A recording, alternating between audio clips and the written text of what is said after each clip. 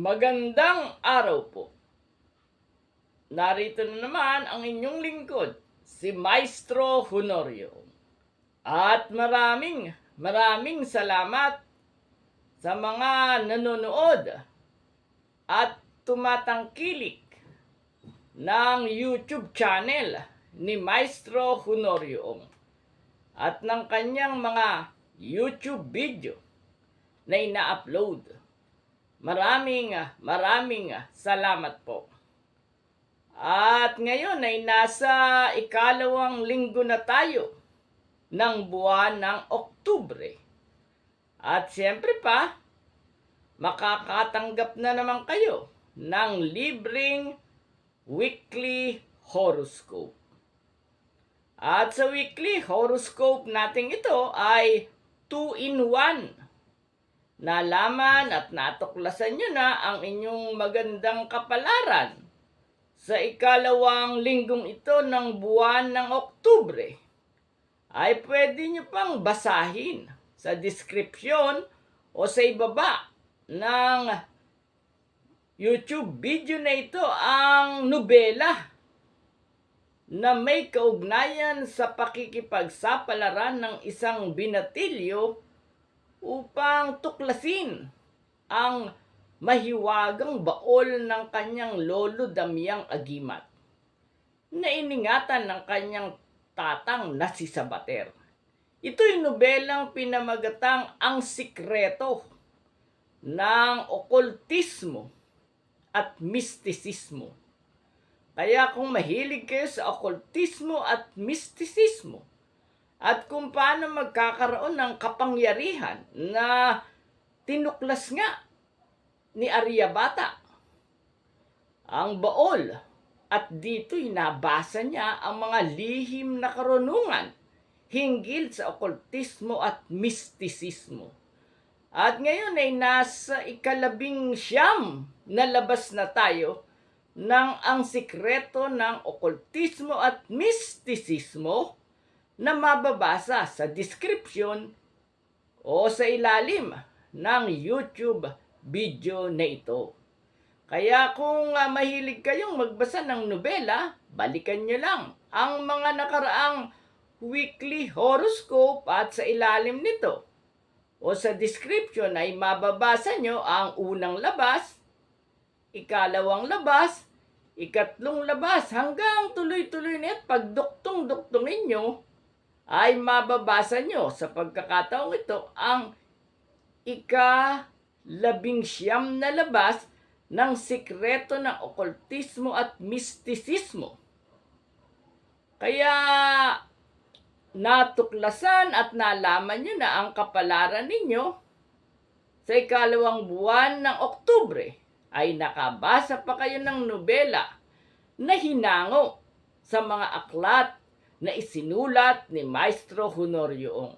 Ipinagkaloob ko sa inyo ang nobelang iyan upang patikim kung ano-ano ba ang mga isinusulat na karunungan ni Maestro Honorio bukod sa kanyang mga 14 palmistry o guhit ng palad, numerology o pag-alam ng kapalaran sa pamamagitan ng birth date at destiny number, graphology o pag-alam ng kapalaran sa pamamagitan ng sulat kamay. At ganun din, ang sikreto ng panaginip ay napakarami nating playlist sa YouTube channel na ito ni Maestro Honorio. Kaya kung hindi pa kayo nagsasubscribe, mag-subscribe kayo at pindutin ang notification button o notification bell para lagi kayong update sa mga YouTube video na ipinagkakaloob ni Maestro Honorio. At siyempre, dapat kayong mag-subscribe dahil latest at bagong-bago ay pinagkakaloob natin sa linggong ito at sa buong buwan ito ng Oktubre, Nobyembre, Disyembre hanggang Enero, Pebrero ang prediksyon 2025.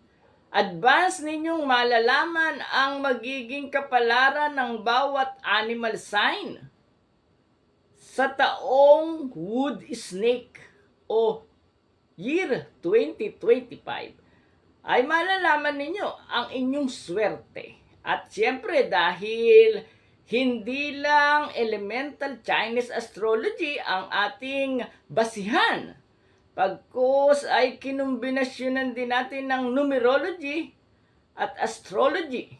Kaya sa prediction 2025, malalaman nyo rin ang mga swerting zodiac sign. At ganun din ang kapalaran ng animal sign mula rat hanggang pig. At sa Western astrology naman ay malalaman ninyo ang kapalaran sa taong ito ng 2025 ng Aries hanggang Pisces. Kaya mag-subscribe at pindutin ang notification button upang lagi kayong update sa magagandang mga YouTube video na ina-upload ni Maestro Honorio. At kung gusto nyo pang marinig ang mga karunungang itinuturo ni Maestro Honorio ay libre at pwede kayong manood ng Date kay Maestro Live sa Bulgar TV.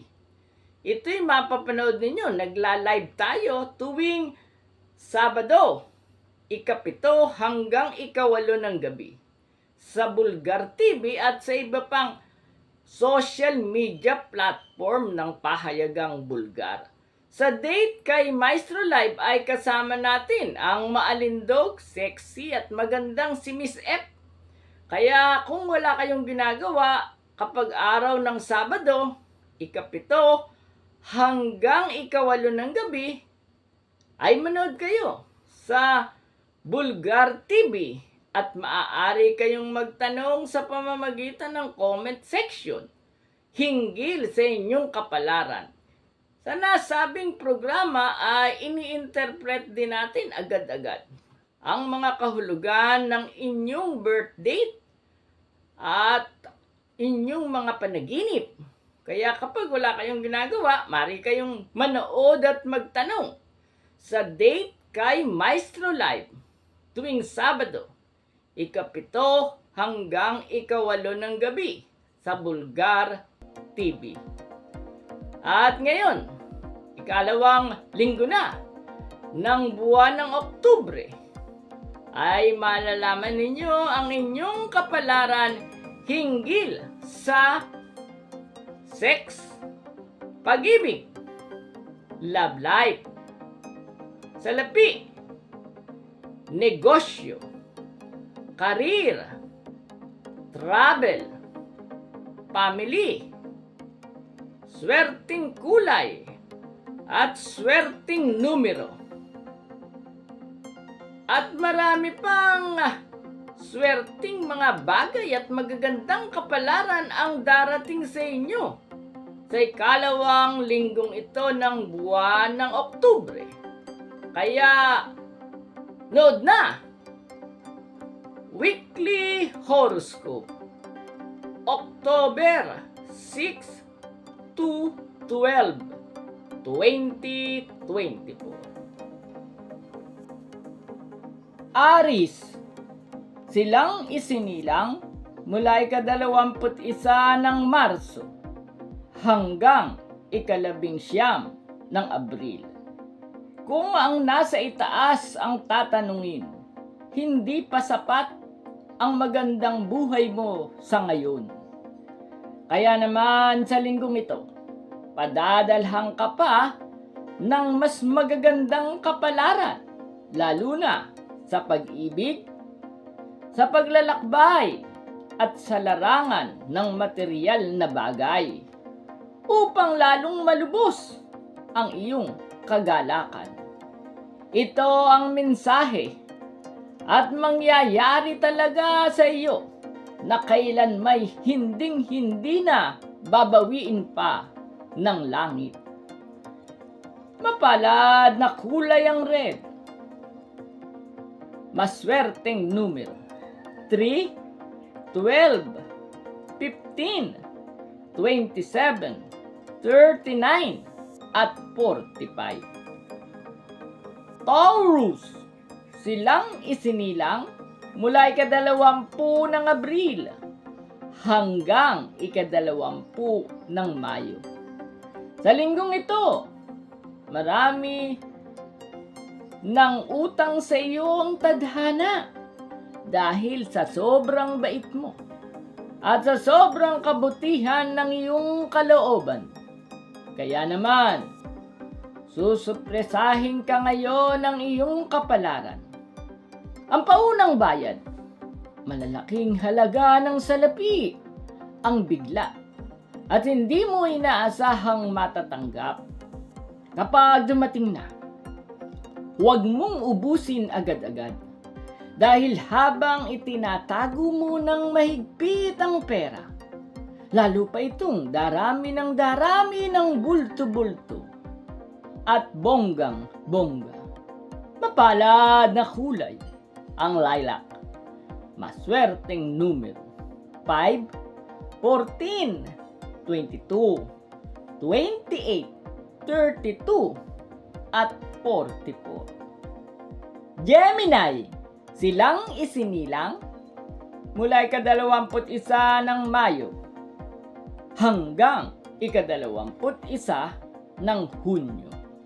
Sa linggong ito, ngayon ang panahon na matutupad ang lahat ng inaasam-asam at pinapangarap mo sa buhay.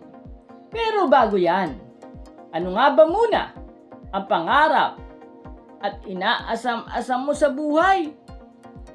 Kung ano man yun, i-specific at dagdagan mo pa dahil sa panahong ito ng iyong buhay. Parang talbos ng kamoting baging. Ang mga pangarap mo ay isa-isa nang mamumulaklak, lalago at magkakabunga.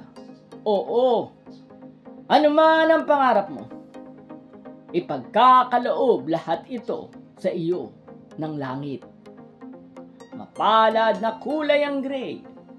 Maswerteng numero 8, 18, 27, 37, 43, at 45.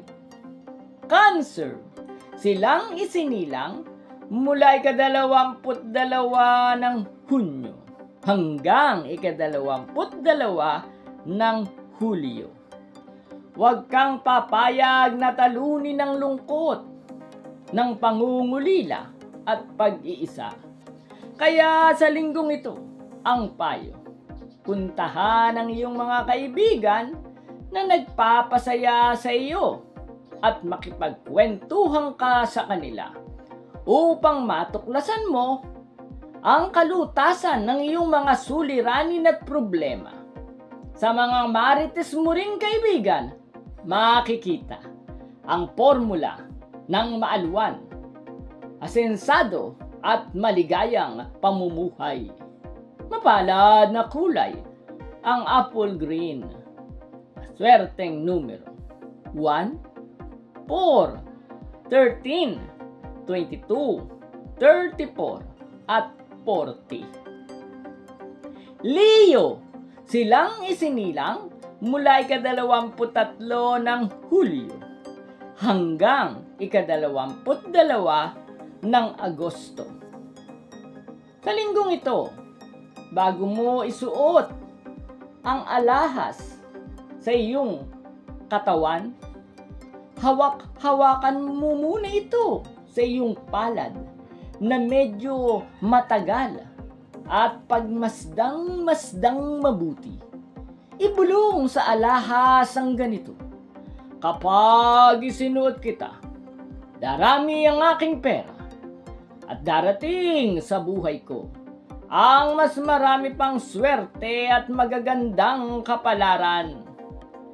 Gawin mo habang nagbibilog ang buwan sa langit ng 9 na sunod-sunod na araw nang magdagsaan sa buhay mo ang iba't ibang uri ng swerte na ngayon mo lang mararanasan. Mapalad na kulay ang yellow. Maswerteng numero 1, 9, 19, 28, 33, at 42. Virgo, silang isinilang mula ika-23 ng Agosto hanggang ika-22 ng Setyembre. Sa panahong ito ng iyong buhay at sa mismong linggong ito, sadyang makapangyarihan ang mga salita at opinyon mo. Kaya ingatan mong mabuti ang anumang bibigkasin. Dahil kapag sinabi mo, papalarin ka, iyon ang matutupad sa iyong kausap at sa iyong mga kaibigan. Kaya wag na wag kang bibigkas ng masama. Bigkasin mo rin palihim sa iyong sarili ang mga positibong pangyayari na gusto mong maganap sa buhay mo. At ito ay tiyak na matutupad. Mapalad na kulay ang powder blue. Maswerteng numero 6, 11, 14, 24, 37, at 45. Libra, silang isinilang mula ika-23 ng Setyembre hanggang ika-23 ng Oktubre. Maraming nasasayang na pagkakataon sa buhay mo dahil sa pag-ibig. Ang payo para sa iyo sa linggong ito ay nagsasabing ang tutukan mo ay ang material na bagay at pagpaparami ng salapi at mga ari-arian. Kapag dumami na ang ari-arian mo at material na bagay, kasabay nito sa pag-ibig, sa sex at sa romansa, ganun din sa aspetong pangdamdamin. Suswertihin, magtatagumpay at magiging maligaya ka na. Mapalad na kulay ang pink. Maswerteng numero 2, 18, 27, 30, 39, at 42. Scorpio, silang isinilang mula ika-24 ng Oktubre hanggang ika-21 ng Nobyembre. Sa linggong ito, huwag kang sumali sa mga nagre-rebelde at naghihimutok sa buhay. Hindi ka isinilang upang magsintir. Gawin mo lang ng gawin ng malaya at walang pigil ang lahat ng magpapasaya sa iyo. Mas malalaking swerte at magagandang kapalaran ang kasunod nito. Mapalad na kulay ang pits. Maswerteng numero 5, 16, 29, 37, 40, at 45. Sagittarius, silang isinilang mula ika-22 ng Nobyembre hanggang ika-21 ng Disyembre. Kung sa iba ay paisa-isang biyaya lang ang natatanggap, sa iyo ay laging doble at marami talaga. Ganon din ang swerteng darating sa iyo sa linggong ito. Hindi lang marami, parami pa ng parami bawat araw. Upang magtuloy-tuloy ang ganoong buhos ng iyong swerte at magagandang kapalaran, lalo na't sa panahong ito na malapit na ang Kapaskuhan. Huwag mag-aalinlangang ibahagi sa iba ang sobra mong swerte na natatanggap, lalo na sa mga kakilala mong naghihirap at kapos palad. Mapalad na kulay ang violet. Maswerteng numero 7, 14, 27, 32, 41, at 44. Capricorn. Silang isinilang mula ika-22 ng Disyembre hanggang ika-19 ng Enero. Alam mo ba kung bakit lumalapit sa iyo ang mga inaapi? Dati ka kasing inapi ng tadhana, pero ngayon, mararamdaman mong sunod-sunod na pagpapala na ang dumarating sa iyong harapan. At hindi lang yun, sa linggong ito, habang nalalapit ang Kapaskuhan, may dagdag na bonus pa. Yung mga biyaya na dapat ay mapupunta sa mga kakilala at sa mga malalapit mong kaibigan ay ang gara. Katakatakang sa iyo pa rin ito mapupunta. Ituloy mo lang ang pagtulong sa iyong mga kamag-anak upang mas marami pang biyaya ang bumuhos ng tuloy-tuloy sa iyong buhay. Mapalad na kulay ang lavender. Maswerteng numero 2, 17, 20, 28, 37, at 42. Aquarius, silang isinilang mula ika-20 ng Enero hanggang ika-18 ng Pebrero. Sa linggong ito, ano man ang nangyayari sa kapalaran mo, alam mo bang lagi kang binabantayan ng nasa itaas? Ang mga pagsubok ay pansamantala lamang at hindi ka gaanong tatablan.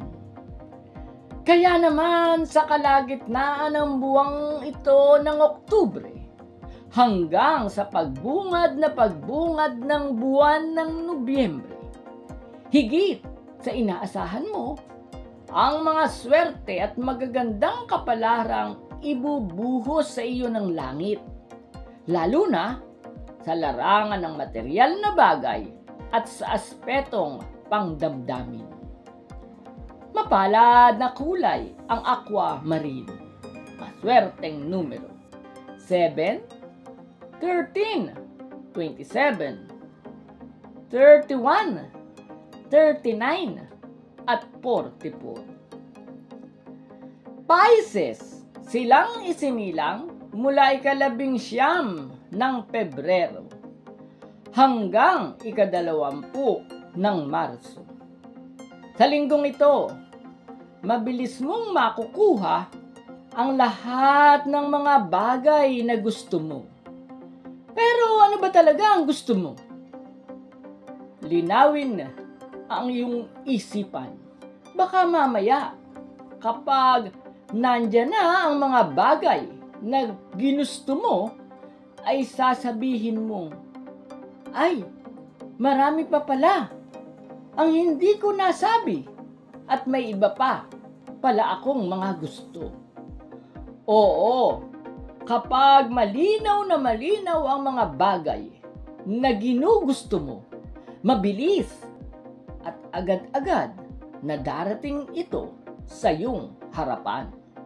Mapalad na kulay ang silver. Maswerteng numero 8, 16, 25, 38, 43, at 45. Maraming salamat sa nanood ng Weekly Horoscope. At pwede nyong balikan ang ating mga playlist sa YouTube channel na ito ni Maestro Noriong upang matuto kayong mag-analisa ng sarili ninyong kapalaran. Sa mga playlist ay nandyan ang punsoy tips para hindi na kayo magbabayad ay malalaman ninyo kung paano ba pinupunsoy ang inyong business site o ang inyong bahay at ang inyong kapaligiran at pwede mo rin punsuyin ang sarili mong kapalaran. Ang principle sa pagpupunsoy o basic punsoy ay itinuro natin sa playlist nating punsoy tips. Kaya pwede nyong balikan ang nasabing playlist sa YouTube channel na ito. Bukod sa Punsoy Tips, yung porte natin, yung swerteng guhit ng palad. Yan yung palmistry o mga guhit sa ating palad ay itinuro ni Maestro Honorio upang malaman ninyo ang basic. At kung paano malalaman sa pamamagitan ng guhit ng palad ang mga taong yayaman at magtatagumpay at magkakaroon ng maligayang love life. Kaya pwede niyong balikan ang playlist nating Swerteng Guhit ng Palad sa YouTube channel na ito. At bukod sa Swerteng Guhit ng Palad, nandiyan din ang Swerteng Numerology. Inanalisa natin ang mga birth date, kung sino-sino ang mga yumayaman, at kung ano-ano ang kapalaran ng birth date na 1 hanggang 9. Kaya kung interesado kayong matuklasan ang sarili ninyong kapalaran o ang kapalaran ng mga mahal ninyo sa buhay, itinurong lahat yan ni Maestro Honorio sa YouTube channel na ito. Babalikan nyo na lang ang nasabing mga playlist. At kung interesado rin kayong baguhin ang inyong buhay, ay babaguhin nyo lang ang inyong pirma o ang inyong sulat kamay. Matutuklasan nyo kung paano nyo gagawin yan sa pamamagitan naman ng playlist nating Swerteng Handwriting Analysis.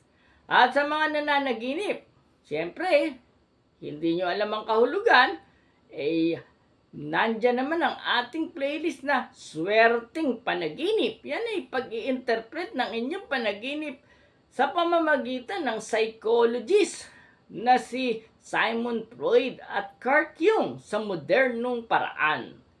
At syempre meron din tayong Swerteng Horoscope. Diyan sa playlist na yan ay inisa-isa naman natin ang zodiac sign na Aries hanggang Pisces. Yung principle ng kapalaran ng Aries hanggang Pisces ay ibinunyag natin sa Swerteng Horoscope upang kung ikaw ay isang Aries ay malaman mo kung ano ang dapat mong gawin at iwasan upang mas madali kang lumigaya at magtagumpay. Hindi lang Aries, kundi ang mismong 12 zodiac sign ay malaliman nating inanalisa ang kapalaran upang maging guide ninyo upang mas madali kayong magtagumpay at lumigaya sa pamamagitan ng pag-improve ng inyong kapalaran at personality batay sa inyong zodiac sign. Kaya balikan nyo ang ating playlist na Swerteng Horoscope. At marami pa tayong mga playlist na maaari ninyong balikan sa YouTube channel na ito. Muli, maraming salamat at magkita-kita tayong muli para sa susunod na Weekly Horoscope.